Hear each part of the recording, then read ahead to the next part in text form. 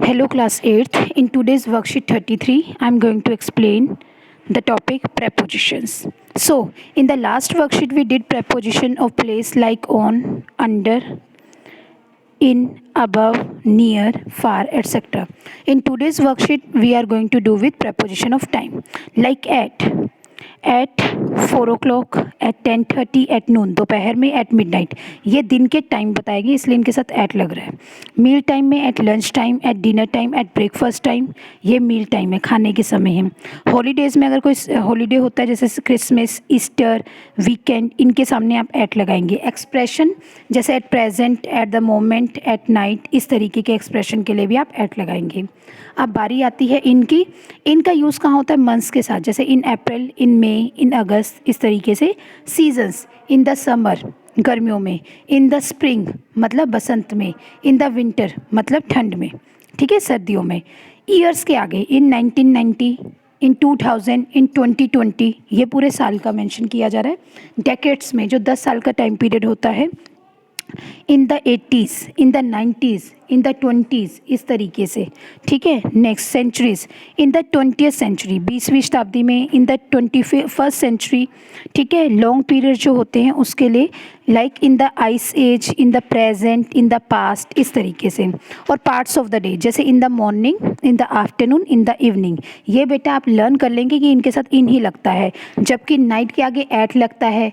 Dusk या don, dusk या don जो वर्ड आता है, डॉन मतलब प्रातःकाल और डस्क मतलब संध्या का काल, ठीक है, उसके लिए आपका एट लगता है।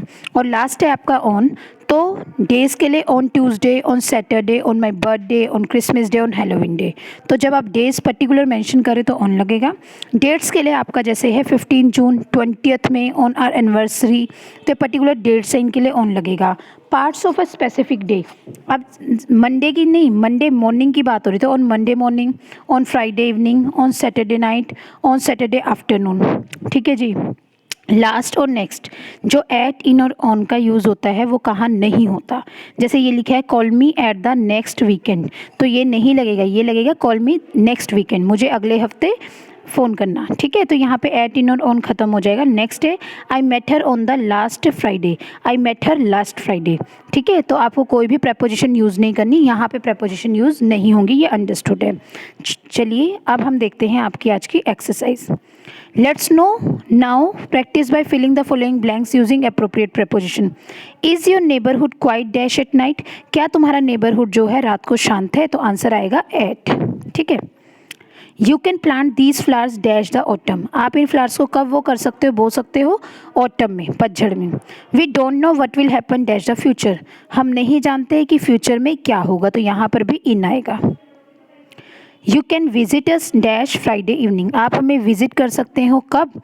ऑन फ्राइडे इवनिंग, ठीक है, फ्राइडे इवनिंग को। The match is dash at 1 o'clock, जो मैच है वो कब है? 1 बजे है, तो एट 1 o'clock, ये तो शार्प टाइमिंग दी गई है। I am very busy at the moment, मैं इस पल बहुत ज़्यादा बिजी हूँ, तो ये अभी बताया था at the moment. Next he was born dash the 19th century, वो किस शताब्दी में पैदा हुआ है? 19th सेंचुरी में, तो सेंचुरी के लिए हमने क्या लगाया है? देखिए इन, ठीक है। Next they always get together dash the weekend, they always get together dash the weekend, कब? वीकेंड के लिए आप क्या लगाएंगे? एट लगाएंगे या फिर ऑन लगाएंगे। देखिए they always get together at the weekend, अभी बताया था हम लोगों ने कि एट का यूज़ इस वीकेंड के लिए यूज होता है। I had fun with my friends on my birthday, मैंने अपने बर्थडे पे लोगों के साथ मस्ती की, अपने फ्रेंड्स के साथ। I have to meet someone dash lunch time, मुझे लंच टाइम में किसी से मिलना है, तो लंच टाइम आपका प्रॉपर टाइमिंग बन गया है, तो इसको आप किस पे लेकर चलेंगे? मील टाइम है, तो यहाँ पर भी आपका एट लगेगा। So that's all in today's worksheet. Till then stay home, stay safe, thank you.